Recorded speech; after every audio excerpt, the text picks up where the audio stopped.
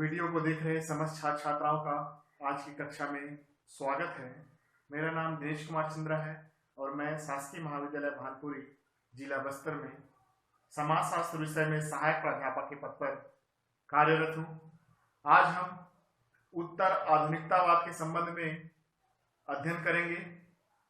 उत्तर आधुनिकतावाद क्या है, उत्तर आधुनिकतावाद के या उत्तर आधुनिकता के क्या अर्थ हैं, क्या विशेषताएं हैं।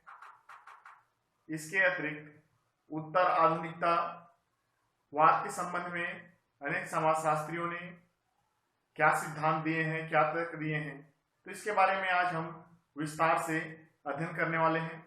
तो आइए शुरू करते हैं। उत्तर आधुनिकतावाद क्या है, तो आइए आज की कक्षा का शुरुआत करते हैं। तो जैसा कि आप सभी को पता है, आप सभी अपने दैनिक दिनचर्या में कभी न कभी आधुनिकता शब्द का प्रयोग या मॉडर्न शब्द का प्रयोग कभी न कभी आपने किया हो।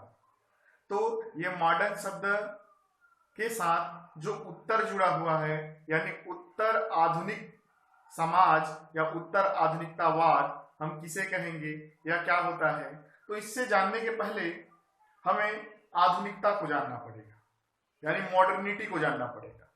और मॉडर्निटी को भी जानने के पहले हमें आधुनिकता के पहले कौन सा समाज प्रचलित था उसके बारे में जानना पड़ेगा। यानी उत्तर आधुनिकतावाद को जानने के लिए या उत्तर आधुनिक समाज को समझने के लिए हमें सबसे पहले आधुनिकता को समझना पड़ेगा। और आधुनिकता को जानने के लिए आधुनिक समाज के पहले कौन सा समाज प्रचलित था और वहां किस प्रकार के दर्शन प्रचलित थे, ज्ञान का आधार या दर्शन का आधार क्या था, ये हमको जानना पड़ेगा। तो आइए हम इन तीनों समाजों के बारे में सबसे पहले जानकारी एकत्रित कर लेते हैं। तो हम समाज को तीन भागों में यहाँ बांटे हैं। एक तो पूर्व आधुनिक समाज, यानी आधुनिक समाज के पहले आने वाला समाज, जिसे हम प्री मॉडर्न सोसाइटी कह सकते हैं। और दूसरा आधुनिक समाज यानी मॉडर्न सोसाइटी। और तीसरा आधुनिक समाज के बाद आने वाला सोसाइटी यानी उत्तर आधुनिक सोसाइटी, जिसे हम पोस्ट मॉडर्न सोसाइटी कह सकते हैं। तो इसको हम क्रमशः समझेंगे कि पहले पूर्व आधुनिक समाज आया, उसके बाद आधुनिक समाज आया, उसके बाद उत्तर आधुनिक समाज आएगा। तो इस प्रकार से हम समाज को तीन भागों में बांटे हैं। अच्छा, इसके बांटने का आधार क्या है? ऐसा कोई ना कोई तिथि हमको या कोई ना कोई कालखंड हमको निर्धारित करना पड़ेगा, जिसके आधार पर हमने इसको बांटा है कि भाई कौन सा कहां से पूर्व आधुनिक समाज चला था और कहां जाकर वो समाप्त हुआ, जहां से आधुनिकता प्रारंभ हुआ, और वह आधुनिकता कहां पर उत्तर आधुनिक समाज में बदल गया। तो इसके लिए हम 17वीं शताब्दी को मानते हैं कि 17वीं शताब्दी के पहले जो समाज प्रचलित था उसे हम पूर्व आधुनिक समाज कह देते हैं। और 17वीं शताब्दी के बाद पूर्व आधुनिक समाज में परिवर्तन आया और उसे हम उस समाज को हम आधुनिक समाज कहे। आधुनिक समाज के बाद 17वीं शताब्दी से लेकर 20वीं सदी तक आधुनिकता का समाज रहा। और उसके बाद 20वीं शताब्दी के बाद का जो समय है उसे हम उत्तर आधुनिक समाज कहते हैं। यानी 17वीं शताब्दी के पहले के समाज को पूर्व आधुनिक समाज, 17वीं शताब्दी से लेकर 20वीं शताब्दी तक के समय के समाज को हम आधुनिक समाज, और 20वीं शताब्दी के बाद के समाज को हम उत्तर आधुनिक समाज कह सकते हैं। तो इसके बांटने का आधार क्या है? भाई हमने तिथि या कालखंड निर्धारित कर दिया। इसके अतिरिक्त दर्शन का मतलब इसको बांटने का मुख्य आधार क्या है? तो इसको बांटने का मुख्य आधार है दर्शन, यानी वहां ज्ञान का दर्शन कैसा, दर्शन का स्वरूप क्या था। दर्शन मतलब देखने का नजरिया क्या था, किसी भी घटना को व्याख्या करने का, किसी भी घटना के बारे में जानने का, यानी नजरिया कैसा, तरीका कैसा था। तो इसी के आधार पर हम इस समाज को तीन भाग में बांटे हैं। तो सबसे पहले हम देखते हैं पूर्व आधुनिक समाज में दर्शन कैसा था, यानी रियलिटी को जानने के लिए कौन से तरीके का उपयोग किया जाता था। तो सबसे पहले हम देखेंगे पूर्व आधुनिकता समाज जो 17वीं शताब्दी तक आकर टिका और 17वीं शताब्दी के बाद यही समाज आधुनिक समाज में बदल गया। तो सबसे पहले देखते हैं हम पूर्व आधुनिकता या पूर्व आधुनिक समाज। तो पूर्व आधुनिक समाज में दर्शन का जो आधार था वह ईश्वरीय या दैवीय विश्वास था, सिद्धांतों में विश्वास था कि लोग जो है वो दैवीय सिद्धांतों में विश्वास रखते थे कि देवताओं द्वारा शासन के संचालन के लिए, जनता के संचालन के लिए, सुचारू संचालन के लिए कुछ लोगों को चुना गया है और वही लोग ईश्वर द्वारा की गई निर्णयों को या ईश्वर द्वारा सुझाए गए बातों को जनता से पालन कराते हैं। यानी धर्म, अर्थ, काम, मोक्ष, पाप, पुण्य, ये जो सारे सिद्धांत हैं ये इस समय प्रचलित थे। यानी समाज में दर्शन का आधार अतार्किक था, विश्वास पर आधारित था, रूढ़ियों पर आधारित था, अंधविश्वासों पर आधारित था कि राजा जैसा कह देता था प्रजा आंख मूंद कर उसको पालन करती थी। तो इस प्रकार दर्शन जो है वो अतार्किक था, विश्वास पर आधारित था। सारी प्रजा ईश्वर के जो प्रतिनिधि यानी राजा हुआ करते थे उसके बातों का पालन करते थे, अनुपालन करते थे। तो इस प्रकार देखें तो यहाँ समाज में दर्शन का जो आधार था वो अतार्किक था, तर्क का कोई भी स्थान नहीं था, विश्वास का महत्व था। लोग विश्वास करते थे, आस्था रखते थे। इसके अतिरिक्त यहाँ धर्म, वेद, पुराण, उपनिषद, इसमें लिखी हुई बातों को लोग शब्दशः मानते थे, अनुपालन करते थे, उस पर कोई भी संदेह नहीं करते थे। तो इस प्रकार एक ऐसा समाज जहां दर्शन का आधार अतार्किक था, विश्वास पर आधारित था और ईश्वर के दैवीय सिद्धांतों का अनुपालन होता था, वह समाज पूर्व आधुनिक समाज कहलाता था। यह समाज 17वीं शताब्दी में जाकर टिका और 17वीं शताब्दी के बाद इस दर्शन में परिवर्तन आया और उस परिवर्तन के बाद एक नया समाज आया। उसी समाज को हम क्या कहते हैं? आधुनिक समाज कहते हैं। तो दर्शन का स्वरूप 17वीं शताब्दी के बाद बदला। वो इसी से हमको पता चल जाता है कि 17वीं शताब्दी के आसपास जो गैलीलियो था, तो गैलीलियो ने एक अनुसंधान किया, एक रिसर्च किया और ये लोगों को बताया कि सूर्य जो है वो सौर मंडल का केंद्र है और पृथ्वी चारों ओर उसका चक्कर लगा रही है। तो लोगों ने उसके बातों को नकार दिया और ऐसे कहे जाने पर उसको दंड भी दिए जाने की बात कही। तो गैलीलियो ये जानता था, गैलीलियो ने अपनी बात को वापस ले लिया। फिर भी बाहर निकलते हुए गैलीलियो ने कहा था कि होता तो ऐसा ही है, अर्थात सूर्य सौर मंडल का केंद्र है और सारे जो ग्रह हैं उसके चारों ओर चक्कर लगा रहे हैं। तो उन्होंने पुराने विचारों को छोड़ते हुए, रूढ़ियों को छोड़ते हुए एक नया प्रयोग के आधार पर, तार्किक आधार पर अपने बातों या सिद्धांतों को रखा जो वर्तमान में सही है। तो यहाँ स्थान जहां अतार्किक था, दर्शन का स्वरूप अतार्किक था, यहां तार्किक हो गया। यानी लोग तर्क करने लगे, तर्क वितर्क के आधार पर किसी भी बात को मानने लगे। तो आइए और देखते हैं आधुनिक समाज में और क्या हुआ। तो पहला दर्शन का आधार क्या था? वैज्ञानिक बेकर ने कहा कि चिंतन के तरीकों में अब भारी परिवर्तन की आवश्यकता है और यही जो बात है वो आधुनिक समाज की उत्पत्ति का कारण बनी। इनका कहना था कि जब तक कोई बात प्रमाणित ना हो सके, प्रयोगों के आधार पर प्रमाणित ना किया जा सके, तब तक उस बात को नहीं स्वीकारा जाए। फलतः क्या हुआ कि विज्ञानों का अभ्युदय हुआ, सूत्रपात हुआ, सामाजिक घटनाओं को वैज्ञानिक तरीकों के आधार पर, प्रयोगों के आधार पर समझने का प्रयास किया गया और अनेक विद्वानों द्वारा, वैज्ञानिकों द्वारा अब सामाजिक घटनाओं के संबंध में सिद्धांत प्रस्तुत किए जाने लगे। और इसी के अंतर्गत गैलीलियो, बेकन, न्यूटन, इन सब ने सामाजिक प्राकृतिक घटनाओं का प्रयोगों के आधार पर अध्ययन कर सिद्धांत प्रस्तुत किए। जैसे कि न्यूटन ने गुरुत्वाकर्षण का सिद्धांत, और ये जो सिद्धांत थे वो सार्वभौमिक इन्होंने बताया। तो सार्वभौमिक सिद्धांत इन्होंने प्रस्तुत किए।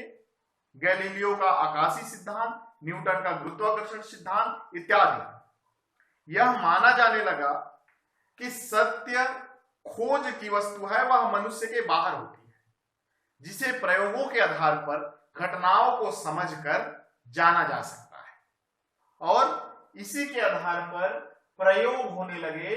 अब समाज में लोगों का जो चिंतन था, दर्शन का जो स्वरूप था, वो बदल गया था। उसका आधार क्या हो गया था? तार्किकता हो गया। तार्किक आधार पर सोच समझकर, घटनाओं को समझकर उसको स्वीकार जो है वो ऑब्जेक्टिविटी पर आधारित हो गया। हम प्राकृतिक घटनाओं को अवलोकन करके उसके विषय में हाइपोथेसिस बना सकते हैं, यानी कल्पना बना सकते हैं। और यदि प्रयोग द्वारा वहां हाइपोथेसिस या उपकल्पना हमें मिलता है तो वही सत्य है, और यदि नहीं मिलता है तो फिर वो असत्य है। यह विश्वास किया गया कि किसी वस्तु के ऊपर निश्चित ताकत निश्चित दिशा में लगाया जाए, आरोपित किया जाए, तो उसकी क्या हो, यह बार बार दोहराया गया। बार बार ये निष्कर्ष निकाला गया कि तीसरी बार, चौथी बार, पांचवी बार जब ये किया जाएगा, रिजल्ट वही निकलेगा, अर्थात उसके समय भविष्य किए जाने के लिए। फलता उत्पादकों में वैज्ञानिक का प्रभाव दिखने लगा। विश्व संपूर्ण देशों के लोगों ने आधुनिकता को बहुत तेजी से अपनाया।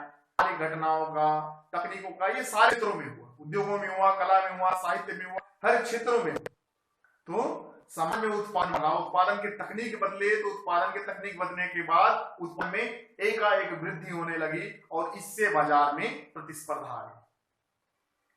डेकार्ट का भी कहना था कि मन एवं शरीर जो है वो अलग अलग चीज है।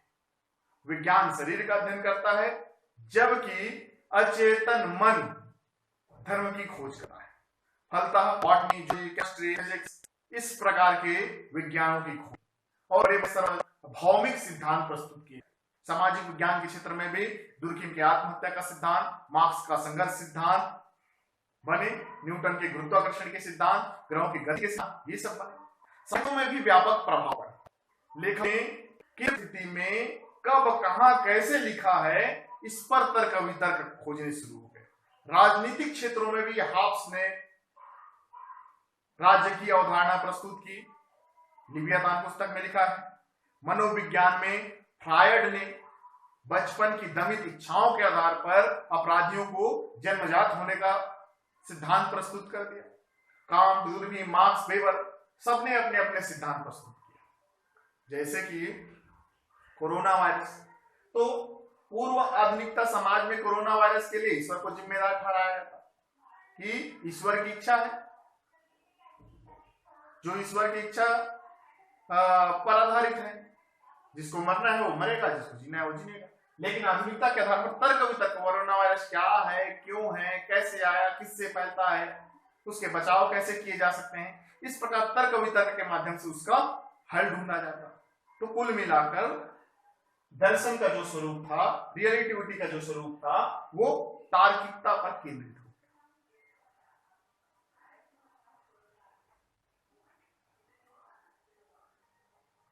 अब आधुनिकता के काल में सारे समाजों में बहुत तेजी से परिवर्तन आया।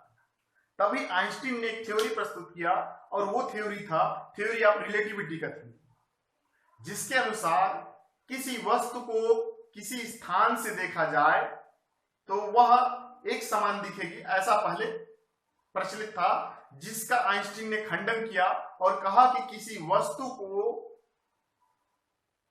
किसी स्थान से देखा जाए तो वह कहां से दिखेगा, वहां से कैसे दिखेगा, ये किस स्थान से देखा जा रहा है उस पर भी डिपेंड करता है। कौन देख रहा है उस पर भी डिपेंड करता है, क्योंकि हर व्यक्ति का पालन पोषण, समाजीकरण अलग अलग संस्कृति में हुआ है, अलग अलग समाजीकरण हुआ, अलग अलग परिवेश में हुआ, तो उसका भी प्रभाव उस व्यक्ति पर पड़ता है, और वह उस घटना को किस रूप में समझता है यह भी उसको डिपेंड करता है। जैसे कि वायुयान में यदि दो व्यक्ति बैठे हैं तो पहला व्यक्ति दूसरे व्यक्ति को स्थिर पाता है, किंतु वायुयान के बाहर जो नीचे में है वो उन दोनों व्यक्तियों को गतिशील पाता है। तो अब सार्वभौमिक सिद्धांतों में यानी एकमात्र जो सत्य होता था, तो इस आधुनिकतावादी सिद्धांतों में क्या होने लगा, प्रहार होने लगा।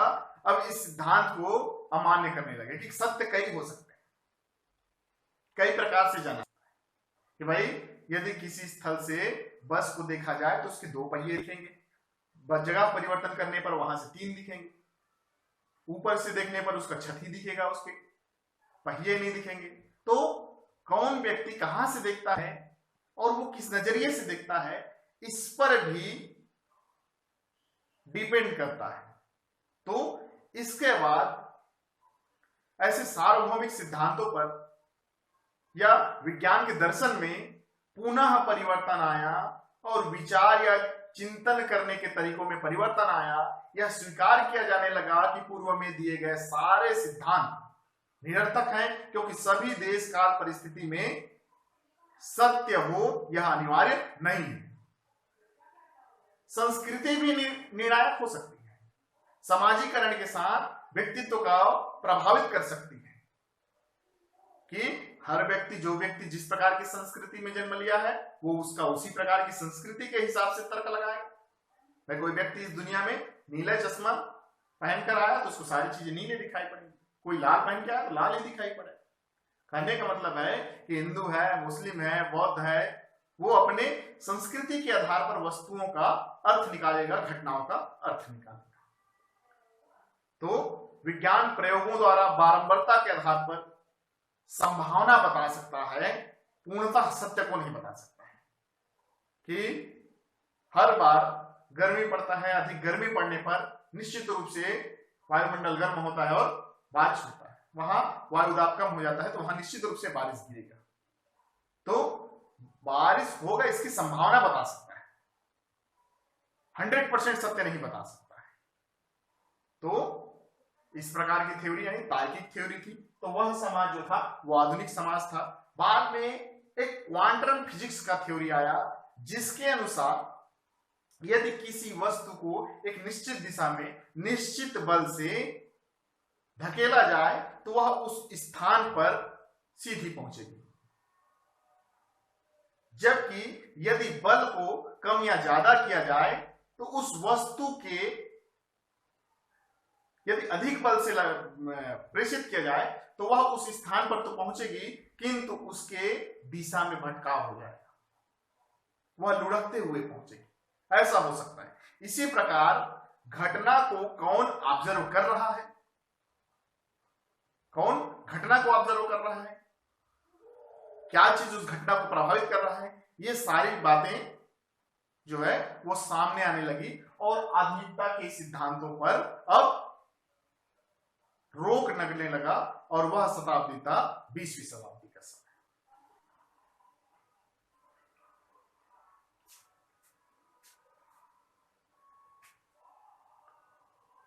उसी समय एक थ्योरी आई, क्यास थ्योरी। क्यास थ्योरी ये बोलता है कि बड़ी घटना से छोटे से पार्ट को निकालकर उस पर प्रयोग किया जाए और उस छोटे से पार्ट के आधार पर बड़ी घटना की व्याख्या कर दिया जाए, तो उन दोनों घटनाओं के बीच में जो डिफरेंस होगा, एक डिफरेंस तो होगा। भाई मानो पूरी दुनिया में आत्महत्या की घटनाएं घटित होता है।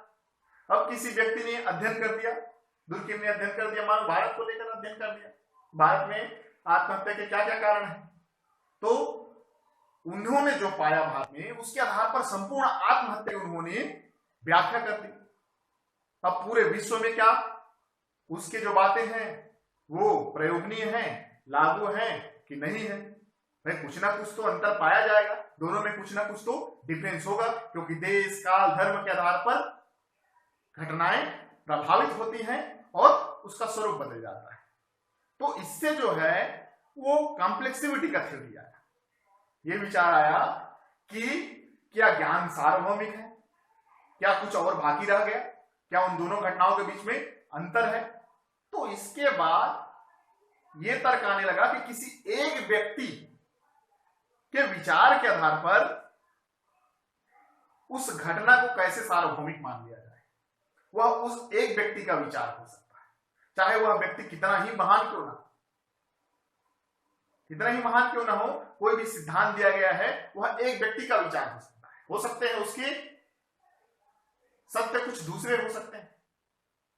तो मनुष्य के अंदर में सभी अपने अपने सत्य से परिचित हों, समझ अंदर विकसित करें। समझ तो अंदर ही है, कौन व्यक्ति कैसे समझता है ये तो उसके अंदर है, सत्य अंदर ही है और मनुष्य के बाहर नहीं है, वो अंदर ही अंडरस्टैंडिंग है। तो ऑब्जेक्टिविटी जो है वो रिलेटिविटी का बेस नहीं हो सकता है, क्योंकि यह केवल संभावना हो सकता है, रियलिटी नहीं हो सकता है। तो प्रत्येक व्यक्ति के बौद्धिक चिंतन का महत्व और सत्य वह अपने अंदर के समझ से पहचानता है, अर्थात जितने व्यक्ति उतनी समझ, उतनी सत्य, उतनी वैरायटी, उतनी विविधता।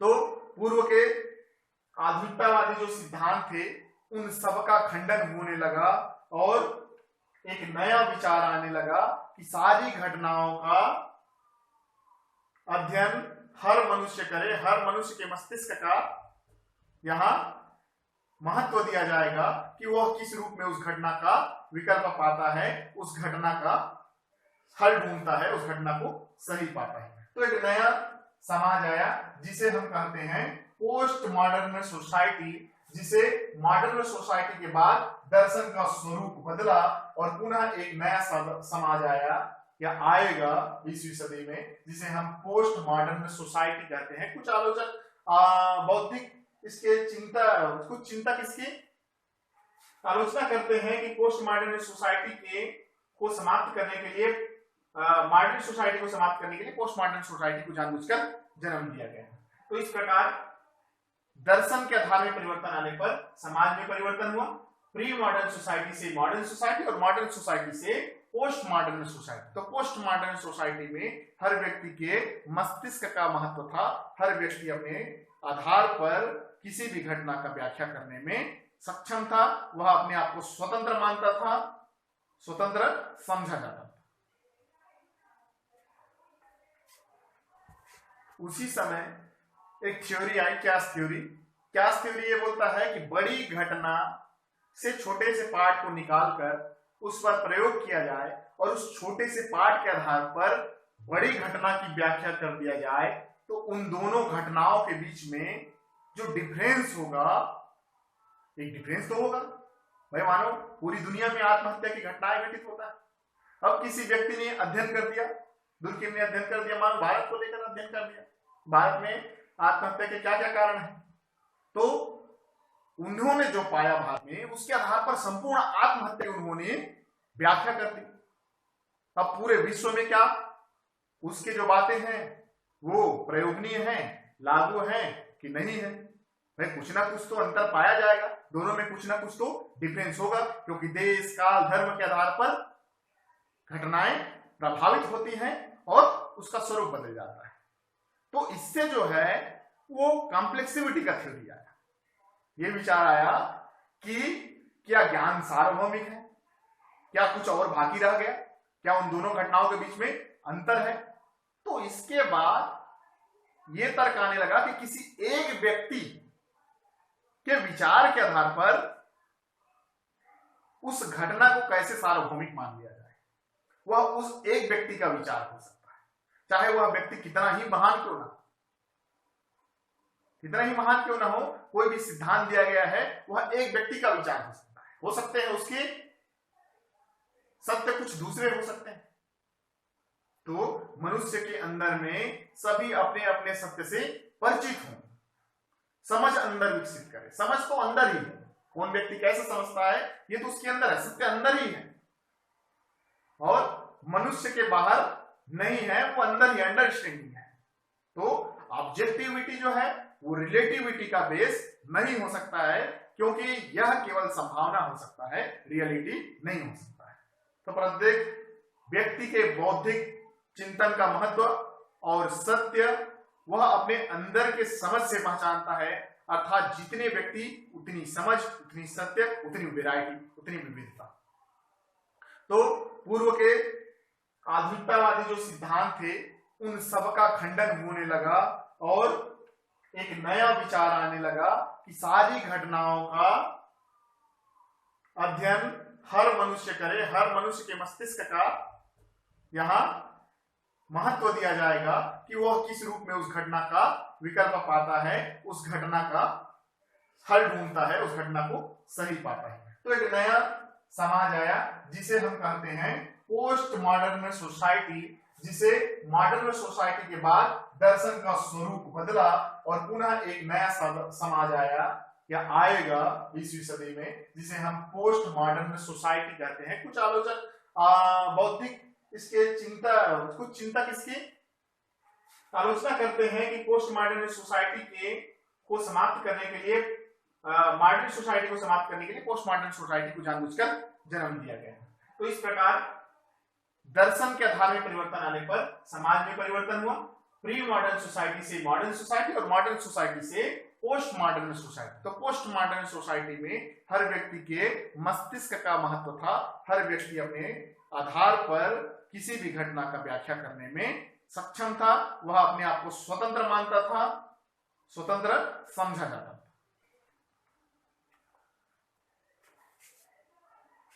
तो दर्शन के आधार में परिवर्तन आया, पोस्ट मॉडर्निज्म में परिवर्तन आया, चिंतन का आधार तर्क से हटकर व्यक्ति की इच्छा पर केंद्रित हो गया, यानी अतार्किकता पर केंद्रित हो गया, भावना पर आधारित हो गया, मानवतावादी हो गया, सामूहिकता का बोध होने लगा और संपूर्णता में विश्वास रखा जाने लगा। तो यह एक नया समाज था। कौन सा समाज? उत्तर आधुनिक समाज। इसी उत्तर आधुनिक समाज के बारे में हम आज विस्तार से जानेंगे। तो आइए देखते हैं उत्तर आधुनिक समाज के क्या विशेषताएं होती है।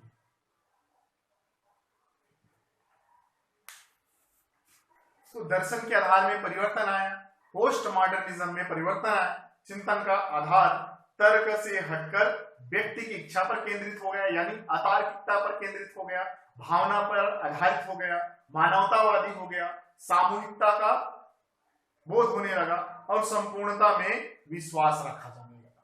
तो यह एक नया समाज था। कौन सा समाज? उत्तर आधुनिक समाज। इसी उत्तर आधुनिक समाज के बारे में हम आज विस्तार से जानेंगे। आइए देखते हैं उत्तर आधुनिकतावाद के क्या अर्थ हैं। तो उत्तर आधुनिकतावाद जो है वो पूंजीवादी देशों की जो जीवन पद्धति है उससे जुड़ा हुआ है। पूंजीवादी देशों में आधुनिकता पनपी और आधुनिकता लोगों के जीवन में के सारे क्षेत्रों को प्रभावित की। तो उसी के अंतर्गत आधुनिकतावादी युग में बहुत सारे सिद्धांत का निर्माण हुआ और वो सिद्धांत किसी एक व्यक्ति द्वारा दिया गया था। बहुत सारे सिद्धांत बने, लोगों ने सिद्धांत बनाए और उन सिद्धांतों के आधार पर उसको सार्वभौमिक घोषित कर दिया गया। तो उन्हीं सिद्धांतों को उत्तर आधुनिकतावाद जो है वो खंडन करता है, ध्वस्त करता है और उसको रूपांतरित करके एक नया सिद्धांत बनाए जाने की पहल करता है। तो आधुनिकतावाद का यही अर्थ है। आधुनिकतावाद के हम दो अर्थ लगाए जा सकते हैं। एक तो पहला कि यह एक उपागम है, एक सिद्धांत है जिसका कार्य लोगों में अधिकतम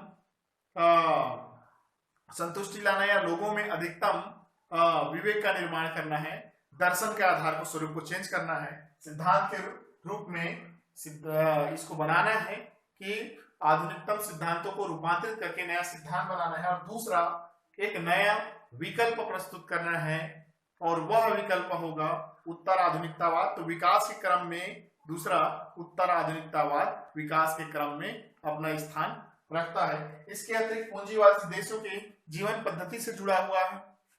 पूंजीवादी देशों की जीवन पद्धति आधुनिकता के अंतर्गत संचालित होती थी, तो उसको ध्वस्त करके एक नई फैशनेबल या एक नई जीवन पद्धति का सूत्रपात इससे होता है। तो आधुनिकता में उत्तर आधुनिकता में आधुनिकता शब्द वैसे ही जुड़ा हुआ है। तो आधुनिकता के बाद आने वाला जो समय है वो उत्तर आधुनिकता है और वहां प्रचलित जीवन पद्धति उत्तर आधुनिकता। तो समाजशास्त्र में उत्तर आधुनिकतावाद को हम कैसे परिभाषित कर सकते हैं, आइए देखते हैं। तो समाजशास्त्र में उत्तर आधुनिकतावाद जो है एक व्यापक धारणा है, व्यापक सिद्धांत है, और समाजशास्त्री इसके संबंध में एक मत नहीं, व्यापक एवं उलझा हुआ सिद्धांत है। बहुत व्यापकता होने के कारण उलझा हुआ सिद्धांत है। ऐसा भी कहा जाता है कि कुछ देशों में तो अभी उत्तर आधुनिक समाज उत्पन्न ही नहीं हुआ है। इसके अतिरिक्त यह कुछ चिंतकों का कहना है कि यह कोई सिद्धांत नहीं है, बल्कि एक चिंतन मात्र है, एक विचार मात्र है कि भविष्य में ऐसा समाज का निर्माण हो सकता है। फिर भी कुछ समाजशास्त्रियों ने इसे परिभाषित करने का कोशिश किया है, जिसमें लियोटार्ड, फूकू, रिट्जर, गिडिंस ये समाजशास्त्री आते हैं। तो आइए देखते हैं इन समाजशास्त्रियों ने इसे कैसे परिभाषित किया है। तो समाज में उत्तर आधुनिकता का प्रतिपादन एक संश्लेषणात्मक सिद्धांत के रूप में किया गया है। जॉर्ज रिट्जर ने उत्तर आधुनिकतावाद के विषय में लिखा है कि उत्तर आधुनिकता हमें विभिन्न क्षेत्रों में देखने को मिलती है, जैसे कला, वाणिज्य, वास्तुकला, साहित्य, दर्शन, फिल्म, संस्कृति, सिद्धांत, सामाजिक सिद्धांत इत्यादि। उसी प्रकार लियोटार्ड बोलते हैं कि एक उत्तर आधुनिकतावादी व्यक्ति अमेरिका में रहकर दबे कुचले पद दलितों के संगीत से मोहित होता है, दोपहर के भोजन में मैकडोनाल्ड डिश लेता है और शाम के भोजन में कोई विदेशी खाना खाता है। अमेरिका में रहकर वह पेरिस की इत्र लगाता है और उसका टीवी ज्ञान या टीवी गेम्स तक ही सीमित नहीं है। समाज में उत्तर आधुनिक विचारक और लेखकों के क्रियाकलापों से उत्तर आधुनिक व्यक्ति बिल्कुल ही अरिभज्ञ होता है और लोगों की रुचियों के युग में वो अस्त व्यस्त हो जाती है। यानी उत्तर आधुनिकता समाज जो है वो अब लोगों की रुचियों को अस्त व्यस्त कर देती है। जॉर्ज रिट्जर ने आगे लिखा है, उत्तर आधुनिकता एक ऐसी विशाल अवधारणा है जिसमें ऐतिहासिक काल, नवीन सांस्कृतिक तत्व तथा सामाजिक जगत के कुछ विषय में एक नवीन प्रकार का सैद्धांतिकरण सम्मिलित है। इसके अतिरिक्त देखें तो गिडेंस ने भी लिखा है। गिडेंस लिखते हैं कि उत्तर आधुनिकतावाद इस विश्वास पर आधारित है कि समाज के इतिहास या प्रगति के माध्यम से नियंत्रित नहीं किया जा सकता। उत्तर आधुनिक समाज बहुलवादी एवं विविधवादी है और इसका विकास एवं मार्गदर्शन महान वृत्तांतों के माध्यम से माइकल फूको ने भी उत्तर आधुनिकता के विषय में कहा है, हमें ऐसी क्रियाएं, विचारों और इच्छाओं की प्रचुरता और उससे निकटता रखनी चाहिए जिसकी प्रकृति स्वीकारात्मक और विभिन्न हो और उनको बहुलता और समानता से दूर रखकर अस्थायित्व की ओर जाना चाहिए। तो इस प्रकार इसे परिभाषित किया गया है। इन विचारकों का मानना है कि यह इससे स्पष्ट होता है कि विद्वानों ने उत्तर आधुनिकतावाद को परिभाषित नहीं किया है बल्कि उस पर टिप्पणी की है। इतना अवश्य है कि आगामी के कुछ वर्षों में उत्तर आधुनिकतावाद को और अधिक समझा जा सकेगा, उसकी सटीक परिभाषा दी जा सकेगी, क्योंकि अभी ऐसा माना जाता है कि उत्तर आधुनिकतावाद अभी पूर्ण रूप से धरातल पर नहीं उतरा है। सारे देशों में अलग अलग परिस्थितियां होने के कारण एक समान व्यवस्थाएं निर्मित नहीं हुआ है, इसलिए यह स्पष्ट रूप से सारे देशों में आए ऐसी कल्पना अभी नहीं की जा सकी है, या एक साथ आए इसकी कल्पना नहीं की जा सकी। तो आइए आधुनिक और उत्तर आधुनिक समाज में क्या अंतर होता है या चिंतन में उसके क्या अंतर है ये देख लेते हैं। सबसे पहले देखेंगे difference between modern and post modern society. Modern society है और ये पोस्ट मॉडर्न सोसाइटी है और इसके दर्शन में ये अंतर है, तुलनात्मक अंतर हम यहाँ रख रहे हैं। तो मॉडर्न सोसाइटी में जहाँ विज्ञान को महत्व दिया जाता है, वहीं पोस्ट मॉडर्न सोसाइटी में विज्ञान के स्थान पर मानवतावाद को अपनाया जाता है। प्रतिस्पर्धा को मॉडर्न में प्रतिस्पर्धा का महत्व होता है, उसी प्रकार पोस्ट मॉडर्न सोसाइटी में प्रतिस्पर्धा के स्थान पर सामूहिक सहयोग को अधिक महत्व दिया जाता है। मॉडर्न सोसाइटी में तर्क की प्रधानता होती है, कोई भी कार्य तर्क के आधार पर किया जाता है, जबकि पोस्ट मॉडर्न सोसाइटी में भावना का प्रधान होता है, भावना प्रधान होता है, अर्थात सारे व्यक्ति की भावनाओं का के आधार पर अर्थ निकाला जाता है। मॉडर्न सोसाइटी विवेकी है, यानी तर्क करता है, विवेक करता है, ज्ञान के आधार पर व्याख्या करता है, और जबकि पोस्ट मॉडर्न सोसाइटी अविवेकीय है। मॉडर्न सोसाइटी में विशेषीकरण को अधिक महत्व दिया जाता है, विशेषीकरण स्पेशलाइजेशन को अधिक महत्व दिया जाता है, जबकि पोस्ट मॉडर्न सोसाइटी में संपूर्णवाद को अधिक महत्व दिया जाता है। ऐसा कहा जाता है कि मॉडर्न सोसाइटी जो है, मॉडर्न सोसाइटी या मॉडर्निज्म के विचारकों का कहना है कि जो पोस्ट मॉडर्न सोसाइटी आया वो मॉडर्न सोसाइटी के विरोध में आया, जबकि पोस्ट मॉडर्न सोसाइटी के विचारकों का कहना है कि यह तो विकास का क्रम है, और विकास के क्रम में पूर्व आधुनिक समाज के बाद आधुनिक समाज आया, और आधुनिक समाज के बाद उत्तर आधुनिक समाज आया। तो ये बेसिकली मेन डिफरेंसेस है दोनों में। एक तो विज्ञान का महत्व होता है मॉडर्न सोसाइटी में, तो वहीं पोस्ट मॉडर्न में मानवतावाद, प्रतिस्पर्धा का महत्व होता है मॉडर्न सोसाइटी में, तो पोस्ट मॉडर्न सोसाइटी में सहयोग, तर्क प्रधान होता है मॉडर्न सोसाइटी में, तो पोस्ट मॉडर्न सोसाइटी में भावना प्रधान होता है। मॉडर्न सोसाइटी में विवेकी प्रवृत्ति होती है, जबकि पोस्ट मॉडर्न में अविवेकी। यहाँ व्यक्तिवादिता का पक्षधर होता है, जबकि पोस्ट मॉडर्न में सामूहिकता का। विशेषीकरण को मॉडर्न सोसाइटी में अधिक महत्व दिया जाता है, जबकि संपूर्णवाद का अध्ययन करता है पोस्ट मॉडर्न सोसाइटी। तो ये बेसिक अंतर है, डिफरेंसेस हैं modern and post modern society. उत्तर आधुनिकतावादी सिद्धांत की क्या विशेषताएं हैं, क्या विशेषताएं हो सकती है, मेन कैरेक्टरिस्टिक्स क्या हो सकती है। तो पहला है उत्तर आधुनिकता जो है वो आधुनिक महान वृत्तांतों की को अस्वीकृति करती है, अस्वीकृत करती है। कहने का तात्पर्य है कि ये जो उत्तर आधुनिकतावाद है वो जितने भी पुराने सिद्धांत हैं, आधुनिक सिद्धांत है, आधुनिक समाज के जो सिद्धांत हैं उन सबको नकारती है, उसे केवल वृत्तांत बताता है या महान वृत्तांत बताता है। क्यों? क्योंकि वह किसी एक व्यक्ति द्वारा प्रस्तुत की गई है और पूरे सार्वभौमिक रूप से उसको लागू करना होता है प्रयोगों के आधार पर, इसलिए उसे अस्वीकार करती है, क्योंकि वह एक व्यक्ति का वृत्तांत हो सकता है, संपूर्ण व्यक्ति का प्रतिनिधित्व नहीं करता है। दूसरा, आधुनिक के साथ उत्तर आधुनिक सिद्धांत, यानी उत्तर आधुनिक के साथ पूर्व आधुनिक सिद्धांत की भी आलोचना करते हैं।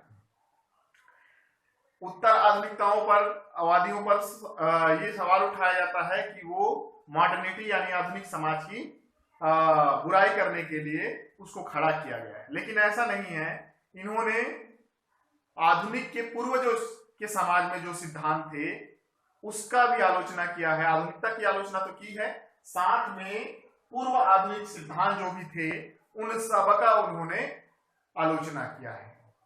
तीसरा, प्रकृति विध्वंसक, उत्तर आधुनिकतावाद की प्रकृति विध्वंसक। इसका कारण यह है कि जो सिद्धांत बनाए गए थे उसको नष्ट कर, उसको संश्लेषित कर नया सिद्धांत बनाया जाना चाहिए, ऐसे सोचने वाले विचार। क्यों? क्योंकि वह एक व्यक्ति का क्या हो सकता है, विचार हो सकता है, तो उसको तोड़कर, उसको बदलकर एक नया सिद्धांत बनाए जाने का सहभागी या सहयोगी उत्तर आधुनिकतावाद के विचार। मार्क्सवादी एवं प्रकार्यवाद की आलोचना करने वाले। चौथा है, मार्क्सवाद और प्रकार्यवाद के सिद्धांतों की आलोचना करता है। उत्तर आधुनिकतावादी समाजशास्त्री मार्क्सवाद और प्रकार्यवाद दोनों का विरोध करती है। पांचवा, वैज्ञानिक ज्ञान की अस्वीकृति। वैज्ञानिक ज्ञान को भी ये नकारता है, क्योंकि जरूरी नहीं है कि बार बार प्रयोग किया गया है तो जो रिजल्ट आ रहा है वो 100% सत्य है। जैसे बारंबारता, माध्य, मध्यिका, बहुलक में हम जो रिजल्ट निकालते हैं वो एकदम सत्य नहीं होता है, कुछ ना कुछ उसमें त्रुटियां होती है। तो इस कारण से वैज्ञानिक ज्ञान की अस्वीकृति करती है। वाणिज्यिक ज्ञान की प्रधानता, ये वाणिज्यिक ज्ञान को समृद्ध करने का प्रयास करता है, उसको टेक्नोलॉजिकल जो ज्ञान है उसको हर आदमी के मस्तिष्क के रूप में सोचने या समझने को महत्ता देता है, यानी वाणिज्यिक ज्ञान की ये प्रधानता करता है। और भी पढ़ सकते हैं, ज्ञान के रूपांतरण को महत्व देती है। ज्ञान के रूपांतरण का मतलब जो सिद्धांत बनाए गए हैं उसमें चेंजेस किया जाना चाहिए, उसमें परिवर्तन किया जाना चाहिए, उसमें संशोधन किया जाना चाहिए और नया सिद्धांत दिया जाना चाहिए। इसके अतिरिक्त भाषा के अध्ययन भाषा विज्ञान द्वारा किया जाना चाहिए। भाषा का जो अध्ययन है वो लैंग्वेज के अंतर्गत किया जाना चाहिए, ना कि विज्ञान के अंतर्गत। आधुनिक कला की भी अस्वीकृति करता है, आधुनिक की जो जितनी भी चीजें हैं कला की उसकी भी अस्वीकृति करता है। तो इस प्रकार से हम बहुत सारी विशेषताएं पढ़ सकते हैं। आधुनिक महान वृत्तांतों की अस्वीकृति करती है, आधुनिक के साथ साथ पूर्व आधुनिक सिद्धांतों की भी आलोचना करती है। तो इसकी प्रकृति विध्वंसक है, ये मार्क्सवाद और प्रकार्यवाद का विरोध करती है, वैज्ञानिक ज्ञान को अस्वीकृत करती है, वाणिज्यिक ज्ञान को प्रधानता देती है। इसके अतिरिक्त आधुनिक कला का को अस्वीकारती है, भाषा का अध्ययन भाषा विज्ञान के रूप में किया जाना चाहिए, ज्ञान के रूपांतरण को महत्व देती है। तो इस प्रकार से इसकी बहुत सारे विशेषताएं हैं, ठीक है। इसके अतिरिक्त ये अविवेकी है, अतार्किक है, मानवतावादी है, संपूर्णता में विश्वास रखती है, भावना प्रधान है। तो इस प्रकार इसकी बहुत सारी विशेषताएं हैं। अब इन विशेषताओं के बाद आइए देखते हैं, आगे चलते हैं कि इसके संबंध में और क्या विचारधारा है।